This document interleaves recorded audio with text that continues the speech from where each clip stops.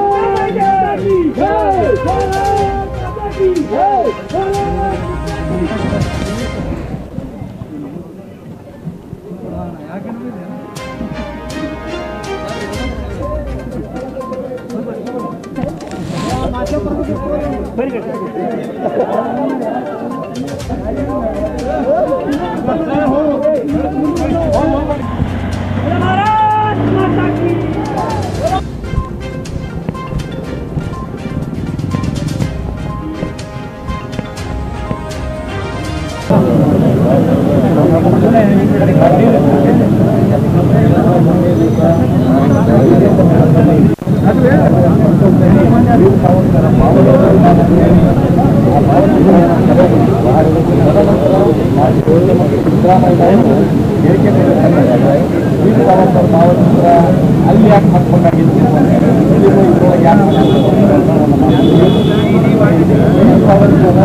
ದೇಶದಲ್ಲಿ ಜನರನ್ನು ಸೃಷ್ಟಿ ಮಾಡಿರ್ತಕ್ಕಂಥ ಒಬ್ಬ ಮಹಾನ್ ಸ್ವತಂತ್ರ ಹೋರಾಟಗಾರ.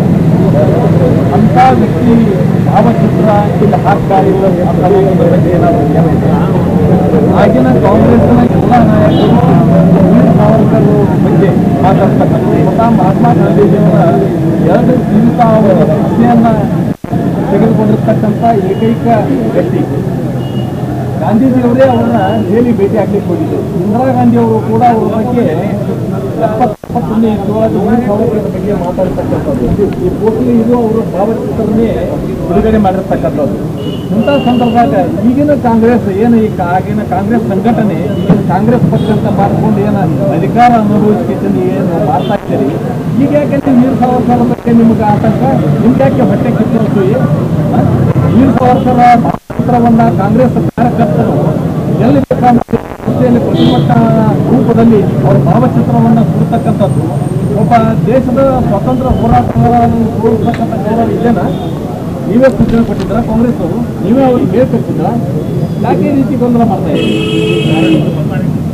ನಮ್ಮ ಕಾರ್ಯಕರ್ತರು ನೋಡಿ, ಈಗ ದೇಶ ಅಭಿಮಾನ ಪಡ್ತಕ್ಕಂಥ ವ್ಯಕ್ತಿಗಳು ವೀರ ಸಾವರ್ಕರ್ ಭಾವಚಿತ್ರ ಎಲ್ಲಿ ಹಾಕಿದ್ರೆ ತಪ್ಪೇನು? ಕಾಂಗ್ರೆಸ್ ಕಚೇರಿ ಮುಂದೆ ಹಾಕ್ಬಾರ್ದಂತ ಏನೋ ನೀವು ಕಚೇರಿ ಹಾಕೋದು ತಪ್ಪು ಅಪರಾಧ. ಹೇಳ್ರಿ ಜನರಿಗೆ, ನೀವು ವೀರ ಸಾವರ್ಕರ್ ಬಗ್ಗೆ ನೀವೇನಾದ್ರೂ ಸ್ಪಷ್ಟನೆ ಕೊಡ್ರಿ. ಏನು ತಪ್ಪದು ಅವ್ರು ಮಾಡಿದ್ದೀರಿ? ವೀರ ಸಾವರ್ಕರ್ಗೆ ಮೊದಲಿಗೆ ಮಾಡೋಕ್ಕಾಗಂಗಿಲ್ಲ. ವೀರ ಸಾವರ್ಕರ್ और खबरों के लिए देखते रहिए बी न्यूज़ नेशन।